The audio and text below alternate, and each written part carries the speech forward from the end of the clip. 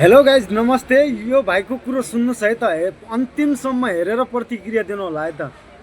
म चाहिँ बालनलाई भोट हाल्दिनँ है, न मेरो आफन्त न इष्ट मित्रलाई भोट हाल भनेर भन्छु। म एउटा एजुकेटेड युथ हो, जसले देश जलाउँछ, जसले जनताको मर्म स्पर्श बुझ्दैन, जो उदाएको केही समय भएकै छैन बिना स्रोतको 8, 9, 10 करोडको गाडी चढेर हिँड्छ, जोसँग एजेन्डा छैन, जोसँग भिजन छैन।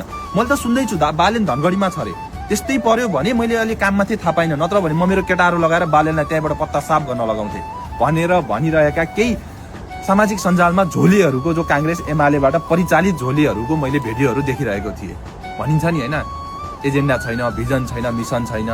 तपाईँहरूले त्यही एजेन्डा, भिजन, मिसन नदेखेको भए तपाईँहरूले बालेन शाहलाई काठमाडौँ महानगरपालिकाको मेयर किन बनाउनु भयो त? म त त्यहीबाट प्रभावित भएको हो।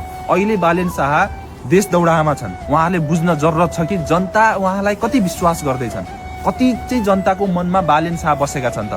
यदि यो साथ, यो सपोर्ट, यो भरोसालाई पनि यदि उहाँ तोड्न चाहनुहुन्छ भने अब पनि नेपाल चाहिँ कहिले पनि बन्नेवाला छैन। अहिले चाहिँ बालाई होइन, बालेनलाई भोट दिनुपर्ने समय छ।